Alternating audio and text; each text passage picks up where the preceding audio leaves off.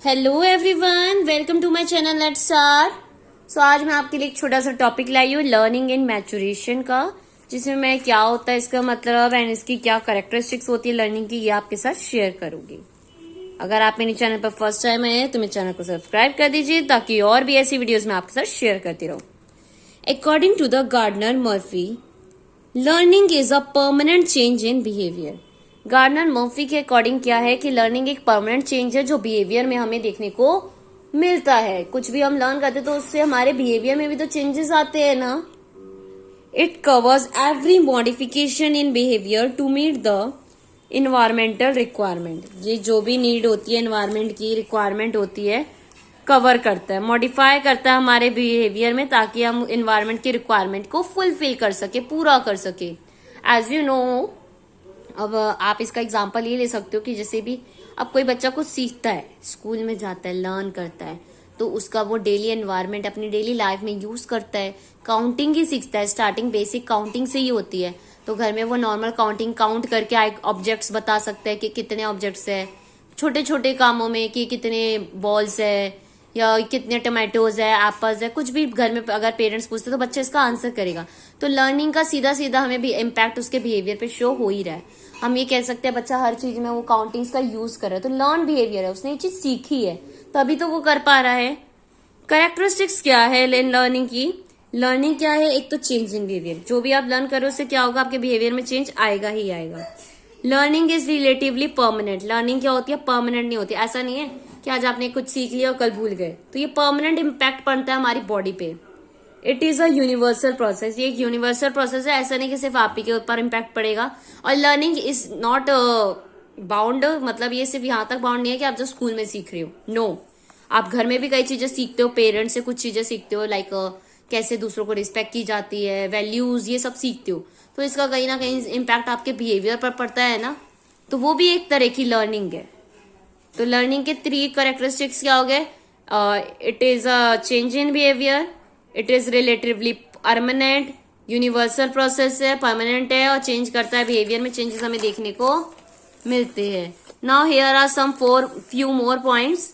It is a purpose and goal directive. जो learning होती है हमारा, उसका कुछ पर्पस होता है और गोल होता है। फिर अगर आप स्कूल में कुछ पढ़ रहे हो, डन कर रहे हो, सीख रहे हो, या अगर आप ये भी ले सकते हो एज अ छोटे बच्चे में, क्यों हम बड़े में भी बात कर सकते हैं। अगर आप ही समझ रहे हो एज अ टीचर, आप कुछ सीख रहे हो, आपको बच्चों को पढ़ाना है, आपको तरीका देखना है कि किस तरह से आप लेसन प्लान बनाते हैं, बच्चों के साथ कंडक्ट करते हैं, किस तरह से इम्प्लीमेंट करते हैं, लेसन प्लान कैसे बनाया जाता है, एक्टिविटीज कैसे अरेंज की जाती है।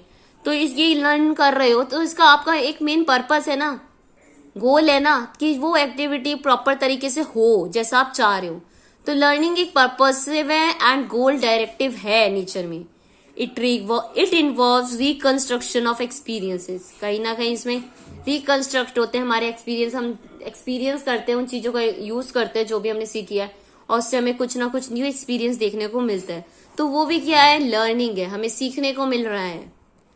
Learning is the outcome of activities and environment. Learning किसका आउटकम है? जो भी एक्टिविटीज एंड एनवायरमेंट में जो भी हो रहा है उसका आउटकम है लर्निंग, हमें सीखने को मिलता है। अब आप एनवायरमेंट से ही ले लो बच्चों को, जैसे हमने जाना था कि लैंग्वेज वगैरह बच्चा कैसे सीखता है। अब न्यू बॉर्न बेबी डायरेक्ट तो स्कूल नहीं जाता, स्टार्टिंग के 2-3 ईयर्स जो होते हैं वो उसके वो घर में स्पेंड करता है। तो बोलना सीखता है, कैसे सीखता है? उसके आसपास जो भी पेरेंट्स है, एल्डर्स है, वो उसके सब बात करते हैं, उससे बुलवाने की कोशिश करते हैं, मम्मा पापा। फिर धीरे धीरे वर्ड्स वो ज्वाइन करके बोलना स्टार्ट करता है। तो लर्निंग है ये भी, एनवायरनमेंट से सीख रहा है। एक्टिविटीज, हम बच्चों को खिलौने ला के दे देते हैं, छोटे छोटे खिलौने होते हैं कई सारे, कि रिंग्स को डालना है एक डंडे में या किसी में, रिंग्स को डालना है, कलर सेपरेट करने हैं। इस तरह के हम छोटे छोटे गेम्स लाते हैं जिससे बच्चे को लर्निंग एक्टिविटीज से भी लर्न करना सीख जाता है अपने आप में। कलर सॉर्ट करना सीख जाता है, साइज के अकॉर्डिंग डिफरेंट सॉर्ट करना सीख जाता है, फिट करना जान जाता है कि पहले कौन सा आएगा फिर कौन सा आएगा। आजकल कितने सारे गेम्स आ गए बच्चों की एज के अकॉर्डिंग, 0 से 2 ईयर्स तक के बच्चों के, तो वो भी एक्टिविटीज के दौरान भी बच्चा सीख जाता है। Learning is transferable from one situation to another. अब जरूरी नहीं है जो आपने सीखा है वो आप एक पर्टिकुलर सिचुएशन में ही यूज कर सकते हो। नो, हम ट्रांसफर भी करते हैं वो लर्निंग दूसरी जगह पे भी, दूसरी सिचुएशन में भी हम यूज करते हैं। फॉर एग्जाम्पल, अगर आज बच्चे ने टाइम देखना सीखा है, छोटा सा एग्जाम्पल ले लो, टीचर ने क्लास में टाइम देखना सीखा है। अब टाइम का यूज सिर्फ बच्चा स्कूल जाने के लिए थोड़ी ना करेगा, अदर एक्टिविटीज के लिए भी तो हो सकता है। कितने बजे उठना है, कितने बजे स्टडी करनी है, कितनी देर के लिए हमें ये करना है, इवन तो वो दूसरों को भी हेल्प कर सकता है बता के, है ना। टाइम का यूज सिर्फ एक ही सिचुएशन के लिए थोड़ी ना होगा। जरूर मैथ्स की कॉन्सेप्ट की नीड नहीं है, अदर भी कॉन्सेप्ट होते हैं। लाइक अगर टीचर ने बच्चों को कुछ वैल्यूज सिखाई है तो जरूरी थोड़ी ना वो वैल्यूज एक लिमिटेड क्लास तक ही सीमित है, वो बाहर भी कई अदर सिचुएशन में भी तो इम्प्लीमेंट होगी ना। सिर्फ एक लिमिटेड जगह तक तो सीमित है ही नहीं। तो एक चीज आप जरूरी थोड़ी ना एक ही सिचुएशन में यूज करोगे, दूसरी सिचुएशन है वहां पे भी आप वही मेथड यूज करोगे सॉल्व करने के लिए। अगर क्लास में कोई चीज है, आप उसमें प्रॉब्लम एडिशन से प्लस करके नॉर्मल यूज कर रहे हो, दूसरी कोई वर्ड प्रॉब्लम है उसमें भी वही चीज होनी है, कर तो प्लस ही रहे हो ना, तो वो ट्रांसफरेबल है। और लर्निंग किसी भी चीज की हो सकती है।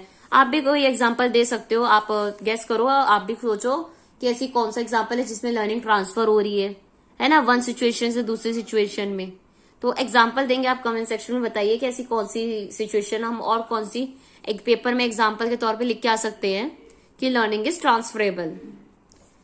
Unlearning is the part of the learning. Unlearning भी एक तरह का पार्ट है। अगर आप नॉर्मली बैठे भी हो, कोई चीज देख रहे हो, भले ही आपका मकसद उसे लर्न करने का नहीं है, तब भी आपको कई बार दूसरों को देख के भी सीख मिलती है कि अरे उसने ये गलती कर दी, नेक्स्ट ऐसे नहीं होना चाहिए था, ऐसे होना चाहिए था। तो आपको उससे भी क्या मिल रही है, सीख मिल रही है, लर्न कर रहे हो कि ये चीज ऐसे नहीं ऐसे होनी चाहिए। आपके सामने अगर कोई आपके फ्रेंड्स या कोई चीज काम कर रहे हैं, ठीक है, उन्होंने मिस्टेक कर दी, तो आप उसको देख के सीख रहे हो, भले ही आपका इंटेंशन लर्निंग का नहीं था, बट आप उससे भी सीख रहे हो, तो वो भी एक तरह की लर्निंग है। या कोई आपके सामने है, वो पजल बनाने की कोशिश करना है, उसको आपने देख लिया कि इस तरह से करना है, तो आप बिना उसके भी आप देख के भी सीख गए। कई बार एक्सपीरियंशियल लर्निंग होती है, कई बार कुछ ऑटोमेटिकली कई बार कुछ हमें ऑटोमेटिकली कुछ चीजें सीखने को मिल जाती है लाइफ में, देखते देखते कि हाँ हम ये भी कर सकते हैं, इस चीज को इस तरह से भी एक्सप्रेस करते हैं एज अ टीचर। अब देखो क्लास में आप जा रहे हो, तो अब कितने टीचर्स होते हैं, सबका माइंड एक जैसा तो नहीं चलेगा ना, सबका डिफरेंट चलेगा, कराने का तरीका डिफरेंट होगा। आप अदर टीचर्स का कराने का तरीका देख रहे हो, तो आप उसमें ऑब्जर्व कर रहे हो कि हाँ ये वाला मेथड भी हम यूज कर सकते हैं। हो सकता है आप उस मेथड में और 2-4 चीजें एड ऑन करके और इंटरेस्टिंग वे से आप अपने लेसन प्लान में यूज करो।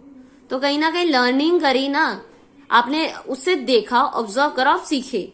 और ये कोई लर्निंग कोई एज, जैसे कि हमने बोला, परमानेंट है, कोई एज रिस्ट्रिक्टेड नहीं है या एज लिमिट तक नहीं है कि इतनी एज तक के बच्चे ही लर्निंग लाइफ लॉन्ग प्रोसेस है, परमानेंट है, कभी भी हो सकती है, कहीं भी हो सकती है, किसी भी सिचुएशन। जरूरी नहीं है उसके लिए आपको स्कूल की जरूरत पड़ेगी, घर में भी हो सकती है, आप बाहर कहीं घूमने गए हो वहां पे भी हो सकती है। तो अब आप एक एग्जाम्पल दोगे कि जहां पे आपने लर्न, कुछ कह सकते हो कि हाँ एक्सपीरियंशियल अनलर्निंग का एग्जाम्पल दो कि बिना लर्निंग के उससे भी हमें लर्न करने को मिला। तो ये जो मैंने आपसे 2 क्वेश्चंस पूछे, इसके आंसर्स आप कमेंट सेक्शन में देंगे, एंड साथ ही साथ ये भी बताएंगे कि वीडियो आपको कैसी लगी। आज का जो टॉपिक था मैंने जो आपके साथ शेयर करा है, अगर वीडियो अच्छी लगी हो तो लाइक शेयर जरूर कर दीजिएगा, एंड कमेंट में तो जरूर बताइएगा कि कैसी लगी। एंड जाने से पहले चैनल को सब्सक्राइब भी कर दीजिए, ताकि और भी ऐसी वीडियोज मैं आपके साथ शेयर करती रहूं। एंड नेक्स्ट वीडियो में मैं आपके साथ लर्निंग एंड मैच्योरेशन दोनों के डिफरेंस जानेंगे कि दोनों में क्या डिफरेंस है। सो आज के लिए इतना ही। आई होप आपको समझ आएगा। अगर वीडियो अच्छी लगी हो लाइक शेयर जरूर कर दीजिए एंड सब्सक्राइब भी कर दीजिएगा। Thank you everyone for watching my video.